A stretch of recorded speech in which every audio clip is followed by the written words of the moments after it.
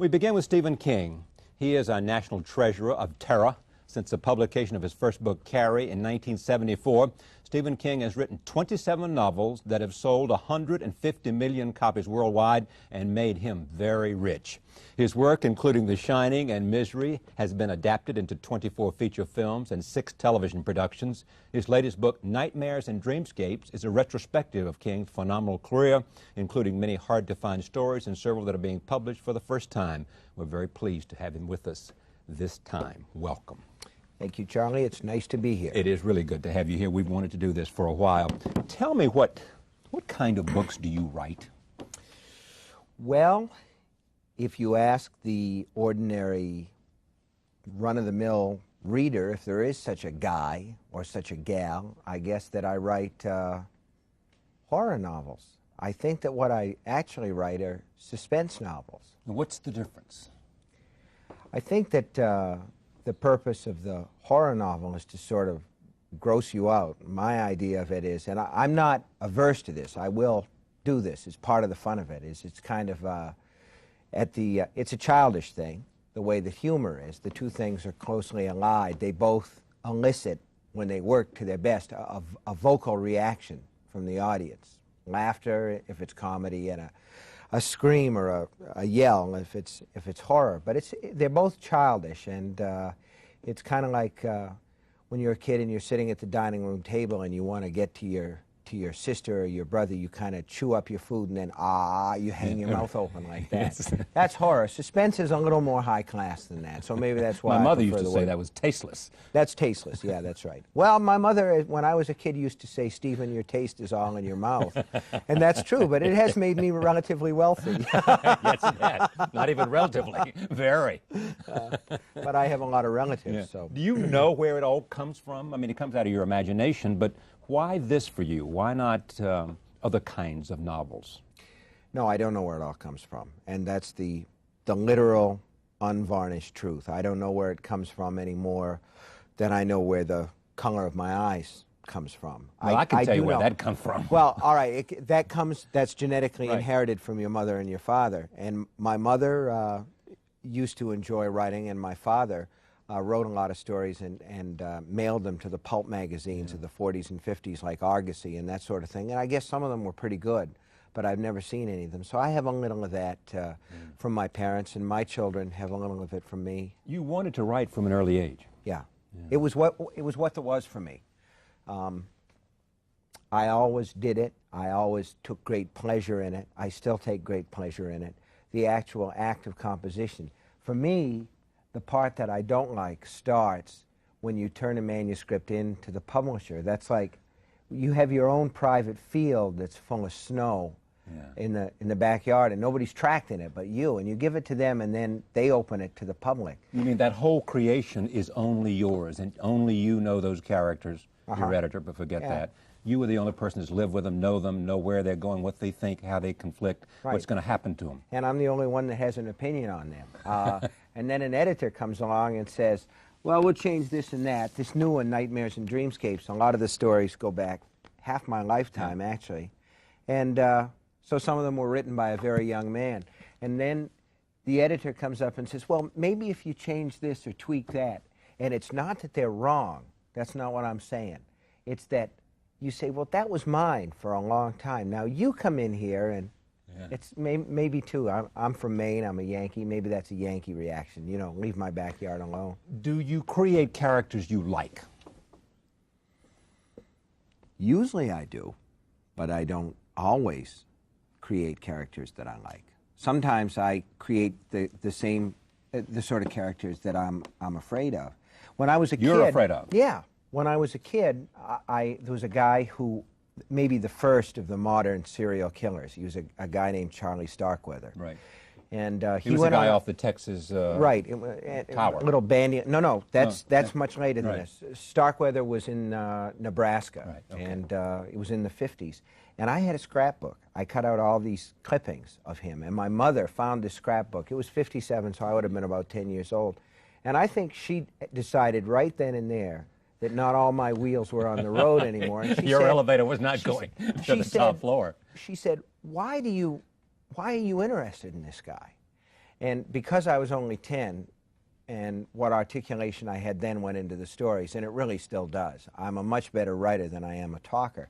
What I was not able to tell her was, there was one picture of this young man who killed these people, and what there was in his eyes was nothing at all. I mean, vacant rooms, depopulated planets, there was nothing. And what I was not able to tell her was, I need to look out for this guy. I need to know everything about him so that if I ever meet him or anybody like him, I can go around.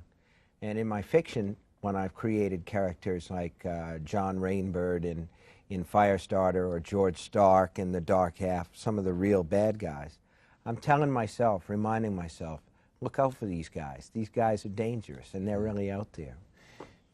But when you were, how old did you do this? This is when you were 9? I was about 10. Yeah. Now, did you try to write anything then when you were 9 and 10? Oh, yeah.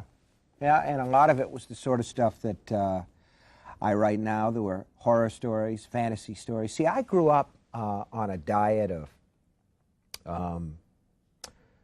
let's say, the sort of comic books that kids weren't really supposed to read, like Tales from the Crypt and The Vault of Horror and that sort of thing. One of the earliest stories that I remember my mother reading my brother and I was Dr. Jekyll and Mr. Hyde. So you see, I was warped from an early age, but the idea that this sort of thing, you know, somebody will sort of want to discuss your books if you write what I write, and they'll sort of sidle up to you and say, by the way, what was your childhood like? Of course they do. But mine was perfectly normal as a you know, a general case. Back to the question I asked about what kind of books do you write? Do you compare yourself with no false modesty to anyone? When you look back, who would you like to be compared to? Where do you put your work? Generally, once it's done and bound and in a book, I put it on the shelf and forget it or send it to Hollywood and say, send the check. Yeah. There are writers that I like. Yeah. There are writers that I admire tremendously, and there are writers whose styles have helped me at various times that I've sort of taken into my own mix and tried to make a part of myself. I think that writers, when they're forming, are like what my mother always used to say, milk in the refrigerator takes the flavor of whatever's next to it, you know, so that as a kid, if I read a lot of H.P. Lovecraft, I'd write like Lovecraft. There are a couple of pastiches in Nightmares and Dreamscapes, the new book. There's a Sherlock Holmes story that was written as part of a competition at a mystery weekend in Mohonk in upstate New York. And there's also a Chandler-esque Philip Marlowe hard-boiled detective story, because I admire that style tremendously. You know what I'm like? I don't necessarily want to be compared to anybody. No, but just tell me who, you know, because there are people, the reason I asked the question, there are many who say, and this is complimentary to you, look back years from now, we'll look back at what Stephen King was writing, and we'll see you in a very different way as the audience who loves you so much and buys 150 million copies sees you. They may very well be responding to these sort of base emotions of a great story, first of all. I don't think that you would sell unless you tell a great story. I assume that you believe that as well. And hey, if they remember me at all, I mean, it's amazing when you think about it, the writers who come and enjoy tremendous popularity and sort of disappear so that you find their works on back shelves in hotel suites or in, you know, bargain barns in New England. If I could write one book, let's say, in my genre that would be remembered the way that Dracula has been remembered. I love the idea of the novel Dracula because it's shameless pulp fiction, and it's melodramatic, and it has a lot of things in it that critics consider to be vices, and yet it's enjoyed its own life. It stood the test of time. That's right. Yeah. And do you believe yours will stand the test of time? Boy, I'd like to think so, and I think some of it has a chance because horror fiction, as a general rule, lives its own guerrilla life, so that sometimes it's the kind of thing where one kid will tell another, have you read this? You know, and they'll go and get it out of the library. And I think that some of that stuff does have a tendency to last. What, both on the superficial level, at the top level, not superficial, but at the very top, what is it that makes it so attractive, so it sells so many copies? Yours and others. What is it about the whatever? You don't call it horror, your work, horror. You don't call yourself a horror novelist for whatever reason. You But just that's said okay. suspense. But it's okay. I'm not Yeah, suggesting you're putting it down. Right. You're not. But what is it that grabs an audience at the first level? Forbidden. Something that's forbidden. So that you're saying to somebody, come with me and I will say things to you that nobody else will say. And I will show you things that nobody else That are dares so to horrible to imagine. show to you. That's right. And again, it shares the same attraction as comedy, which says the same thing. Comedy humor says, comedy humor. Get me out of here. I just washed my mouth and I can't do a thing with it. But a movie that's really funny, that really makes people laugh, is generally saying, I'm going to show you something that you haven't seen before. So that when Mel Brooks did Blazing Saddles back in '74 or whatever it was, and the cowboys eat beans and then sit around the fire and they start to fart. Right. Well, nobody had ever heard anybody actually fart in a movie, and we all fell on the floor laughing. You know, it made that movie. So it was something that had been previously forbidden. You know, we all know about it. We all know that people pass gas, but nobody had ever put it on the big screen before. And here, what are you doing? It's forbidden. Well, for instance, in Pet Cemetery, what I said was, here's something that we don't talk about. People sometimes have kids who die. There are terrible things that happen, and sometimes a child will die young. And in Pet Cemetery, that happened, and I followed the family through the grieving process, and then the father goes out to the graveyard and digs his son up and tries to bring him back to life. And that can't happen. That is a total make-believe thing, just in case any of your viewers out there thought that they could dig people up and bring them back to life. It doesn't work that way. But in fiction, sometimes it can. And the important part about it, you know, I like to say that fiction is a lie, but good fiction is the truth inside the lie. And the truth that any person who's ever lost a child knows is that you wish you could bring them back to life. And the story explores what might happen if something like that could happen. So horror fiction, a lot of it, to me, is the lure of the forbidden. Of the forbidden. Now, at a deeper or additional level, is it also some sense of dealing with your own fears? I think it is. I think that... By comparison, by what? Well, by comparison, saying as bad as things are, they're not this bad. There are two stories... As scared as you might be, this is the deepest and darkest. This is the deepest. But on a level where I like to work now, because I've been here for a long time, I've done a lot of this stuff, I'm terrified of self-parody. I'm terrified of running out of ideas and just recycling the old stuff. The thing that interests me the most right now is the fact that sometimes things happen that are terrible, and there doesn't seem to be any clear reason why. There are two stories in Nightmares and Dreamscapes. There's one called Rainy Season, and there's another one called The Moving Finger. Rainy Season is about these tourists who are just sort of besieged by killer toads.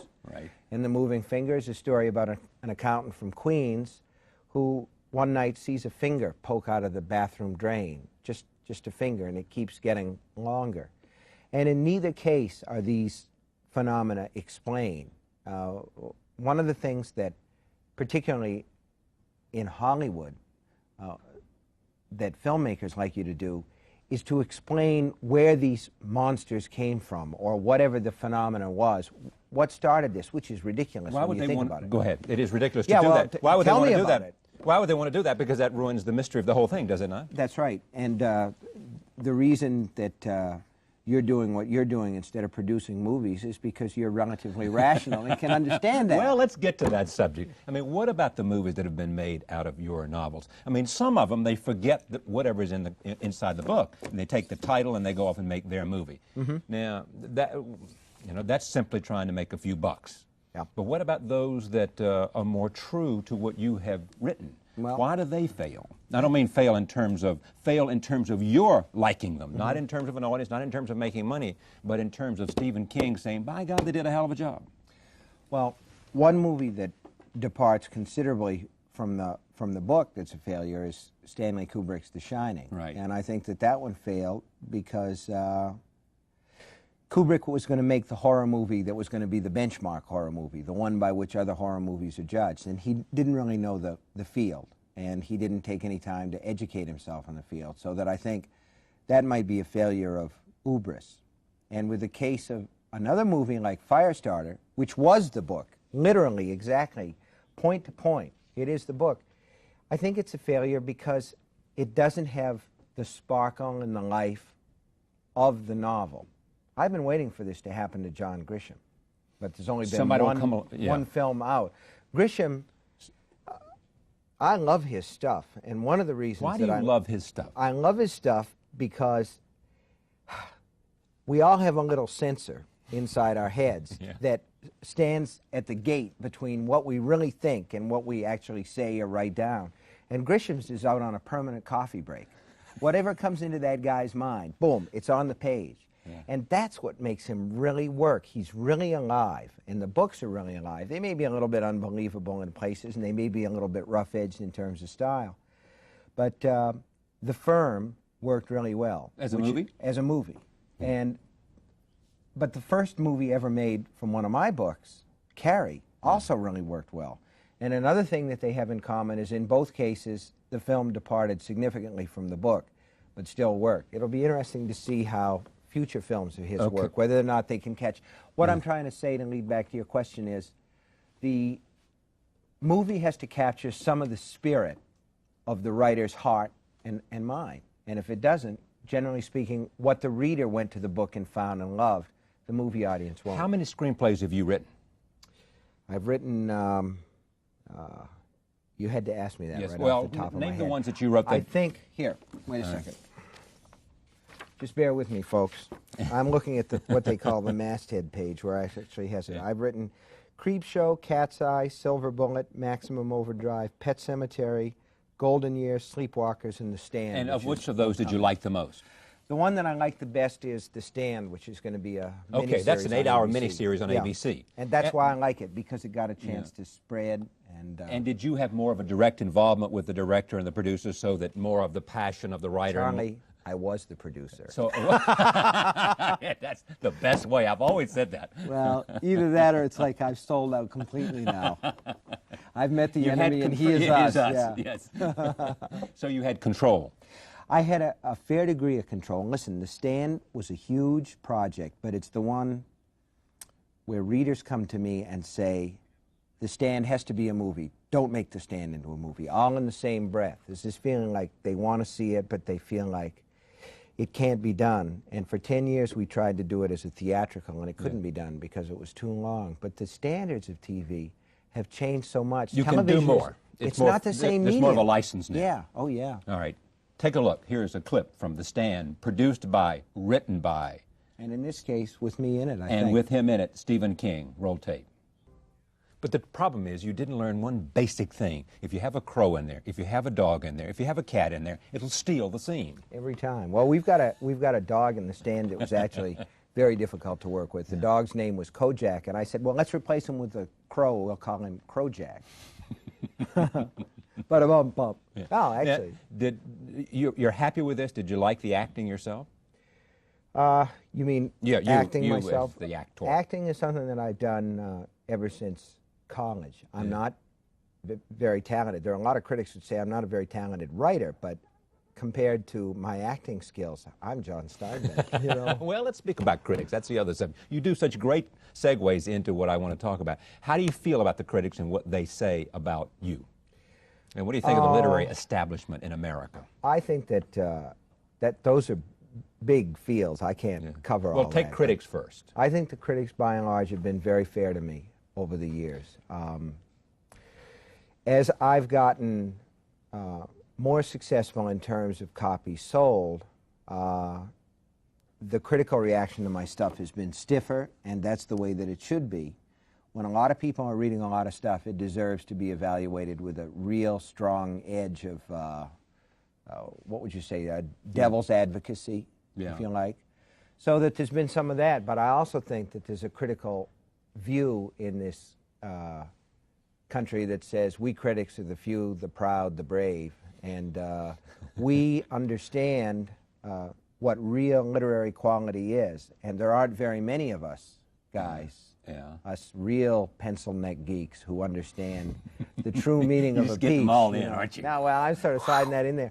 But the idea is that there tends to be critical approval for people who have a fairly narrow range of appeal. And there is a feeling among the real critical intelligentsia that anybody who's being read by a lot of people can be very good, because the middle range is fairly low, and that's total bull. And how much of it, though, is the fact that, that they don't think that the horror genre or even suspense genre is real literature? I think there's some of that, but on the whole, because it has a real openness to allegory and symbolism, I've been better treated, and a lot of horror novelists have been better treated. Peter Straub, for instance, Patrick McGrath. Right. We've been better treated, and Clive Barker, than, say, really good Western novelists like Louis L'Amour. Well, I don't know about Louis L'Amour. He was treated pretty well. Probably better than he deserved, in my but opinion. how about Larry McMurtry? Larry McMurtry is a good case in point. There are a lot of people who are working in the Western field. You know, one thing I'm curious about, that a field that's been totally overlooked by the critics, except when they want to sneer, is I wonder if anybody's done anything good in the romance field. Well, answer your own question. I don't know, because I don't know the field. Yeah, I don't know who it is. It's sort of like Sweet I'm Savage sure, Love and clearly, all that. Yeah, somebody has. Yeah. In fact, I don't even know that I can name 5 romance novelists. It's tough. Rosemary Rogers, and then I'm sort of Danielle Steele. Danielle Steele, I would assume, would be in there. Yeah. What about the notion of a part of you wanting, I mean, a little part of you having all the success you've had, both in terms of readers, both in terms of enthusiasm for your latest book. Your name alone will sell the book now. I mean, if it's a Stephen King novel, they want it. And there's a built-in audience, as there is in a different genre for Tom Clancy and others. Does still a part of you hunger for sort of someone to say, this guy is a great writer? Yes. Yes. There's always a feeling here that I would love to be allowed to go around to the front door instead of always having to use the tradesman's entrance. That would be wonderful. But essentially, I'm sort of resigned to the idea that I'm going to be regarded as a popular novelist with a popular novelist's virtues and a popular novelist's faults. And in a sense, that's all right. I'm running my own race now. What do you mean? I mean, my family is well provided for. There's no need. If it were a matter of money, I would never have to set my pen to paper or turn on my word processor again. If it were a matter of critical acceptance, I would stop right now, because that's never going to come on the level that you just mentioned. I don't think that never. I don't think so. Not in my lifetime, certainly, and probably not after. But are you going to reach for it? Oh yeah, yeah, always. Every time that I sit down, that's why I say I'm running my own race. Yeah. I'm writing to please myself, and I'm my own toughest critic. I've never been able to reach to the place that I want to be at. So. But the last 2 novels, this is a compilation of a lot of things. The last 2 novels were the best reviewed, and some say a new direction for you, more in the genre of suspense than horror. Yes? Well, I think that that's true. I think that... As if you were reaching, stretching, growing, moving somewhere else. Yeah. I think that people look at Gerald's Game and Dolores Claiborne. Dolores comes out in paperback next month, and I'll be interested to see how that does. Those are straight novels in the sense that there's no supernatural element, exactly. There's no hocus pocus, there's no, you'll notice that my arm goes all the way up to my shoulder and all that. They're straight novels. How about Gerald's Game? Same thing. Same thing. Right. But the basic thing is, I never said that I was a horror novelist. I never said that I was a suspense novelist. I never said I was anything except a guy who writes books. And who any labels that go on me, I don't accept those or reject those. Why do you write so prolifically? Why so many? I mean, are those stories that in there that have to get out, or is it? Yeah, I think that they do, but I also think that some of it has to do with simply being fairly facile with words. That is to say, there's this story, I don't know if it's apocryphal or not, about James Joyce. Friend comes in and Joyce has got his hands up on his head like this, and he's, oh, God. And the guy says, James, what's the matter? Did you have a bad day? How many words did you write? And Joyce goes, I wrote 7 words today. The guy says, that's not bad for you, James. He says, but I don't know what order they go in.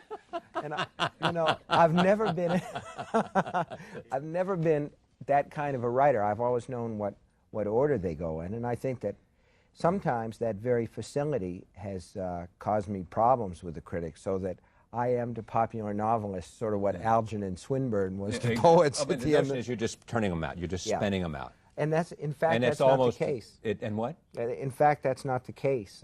Is it hard? Yeah, it's hard. And it gets harder. It doesn't get any easier at all. There's no formula. There is no magic elixir that works for you. No, you get an idea. You play with the idea. You get to the point where you say, well, I'm certainly not going to try to write that. That would be much too difficult, and I don't have the time anyway. And then you find yourself doing it anyway. And but once you get the idea set, and once you get the, do you know where the ending is before you start writing? I usually think I do. Yeah. But does it surprise you? Quite often, it will not end the way that I expected it to do at all. Yeah. So it does usually surprise. Because that's good. If that happens, it means that you've got an organic, living piece of work that you're dealing with there. It's alive, it's changing, it's evolving as it goes along. If it's just sort of on the page, I remember reading one time that Earl Stanley Gardner had all these notebooks, and he would pick and mix and match, like Etch-a-Sketch and... Yeah, right. Like painting by the numbers, so to speak? Yeah, right. Yeah. And who would want to write that way? When you, between what you finish and the editor, does the editor have much influence on your stuff, or is it pretty much now they look and say 150 million copies, Steve, looks pretty good to me, Stephen? Oh boy. If I had an editor who felt that way, I would get a new editor because they really do help you. Yeah, and the thing is, there was a time in the 70s where, I'd read criticisms that would say, oh, Stephen King could publish his laundry list if he wanted to. And the horrible thing is probably now I could publish my laundry list. I don't know how many copies it would sell, but I could probably get somebody a lot, except the next time you published a book. Yeah, it would really hurt. Yes. So I want an editor that's fairly tough on me. I'm in the process of rewriting a book now, and I've got a manuscript that's covered with line edits. The editor's name is Chuck Verrill. He's very, very good, and at this stage in the manuscript, I could kill him. But what does he do for you? Is it plot development? He won't let me be Stephen King. That's the most important thing. He won't let me be... He treats you as a first novelist? Inflatable, yeah, right. As somebody who has to answer for the things that they've done. He will not let me be a Macy's Thanksgiving Day parade float. Big, inflated cartoon figure. I'm supposed to still fulfill the... he'll change plot developments and sometimes suggest that a lot of stuff should be switched around. The most valuable thing from my standpoint is he will cut what I've written because I have a tendency to write long. But you know you're doing it, so therefore it's not very painful. It always hurts. It always hurts. Your wife is a novelist. That's right. Do you show her chapter by chapter, or do you wait until you end it? Generally speaking, I will show her a book in progress in about 3 chunks. So she will read the first third, and then the first 2/3, and then the whole thing. She's the first person to see it. She's always the first person to see it. And when she writes her novels, she has a tendency not to show me what she's involved with or even talk about it very much. And I certainly couldn't go into her office and pick it up because she works in a way that makes me want to scream. There's pages here, and there's pages there, and there's pages somewhere else, and I just don't understand how anybody can work in that clutter, but she probably doesn't understand how I work either. So we do show each other our stuff. Yeah. And she makes changes and suggests changes and talks about character development and those kind of things? Yep. She's very tough. Yeah. I saw, this was just amazing, a Harper magazine. I remember, I think Harper, maybe Atlantic, one of the two, and they won't be thrilled that I don't remember which one it was. A list of all the ways that you have killed people. You remember that? Yeah, I do. It was amazing. Yeah, I do. Yeah. But I've had a long career, and I've killed a lot of people, so... Yeah. Well, what's been the most, for you, the one that was the most delicious? And I choose the word delicious on purpose. Yeah, I think probably there's a story called Survivor Type. It's a short story. It's not in Nightmares and Dreamscapes. which, should you wonder, is on sale at a bookstore near you, even as we speak, from Viking Press. There's an earlier collection called Skeleton Crew. There's a story, this story, Survivor Type, was in that, and it didn't appear anywhere else because I couldn't sell it to a magazine. It was about a doctor who was smuggling heroin, who was on a boat that's shipwrecked, and he lands on this desert island, and there's nothing to eat. And so because he's a surgeon and he has all this anesthetic, he eats himself a piece at a time. And I remember going to this retired doctor who lived next to us and saying, how much of a person could a person like cut off before they died of shock or trauma? And I did, and this is the same guy a year before I'd gone to him and asked if it would be humanly possible for a human being to swallow a cat. So he'd gotten to a point where he didn't quite really trust me. You were really weird, Mr. Oh, King. no. Much more weird than I thought. Than you ever expected, That's right. expected. So he told me a person with a strong survival instinct could actually remove quite a bit of this person. You know, recently we've had a couple of examples of that where people who have been trapped and have cut off limbs in order to get loose, otherwise they would have died. Yeah. I mean, that's exactly what you're talking about. Yeah, well, this guy, this guy sort of eats when he Right, cuts right. off. Although he did make a fire and cook some of it, so I guess it was all right. So, but that's the worst. Well, you said the tastiest. The tastiest, delicious, yeah, all right, delicious. What's the most heinous, the worst? Boy, you're putting me on the spot. Like I say, you gotta think of 150 there's been so different many. deaths. I think there was a guy in Firestarter. Well, I think, let me put it this way. In Nightmares and Dreamscapes, there are this couple that are eaten alive by carnivorous toads. So, will that work? Yes, I'll take that. Have you ever gone too far and said, no, I've gone over the line? Well, like I say, generally speaking, I will go ahead and write them anyway, because at this point I am sort of racing myself, and I'll tend to put them away. So that there are several times where I thought I had gone too far. I thought Pet Sematary was a step too far, and it was a tremendously popular book, which shows that it's almost impossible to gross out the American people. And at this point in my career, the British, the French, or the Germans either. But I continue to try. Had a paraphrase of that, I think. Yeah. I have a couple of ideas that are probably a little beyond the pale right now. What's your worst fear? That one of my kids would die. That's the basis of Pet Sematary. I think the call in the middle of the night with a cop saying, brace yourself for some bad news. Yeah, that would be the most horrible. Yeah. Having done all that you've done to... Well, for me, I don't know about you, I'm a control freak. And for me... Some say.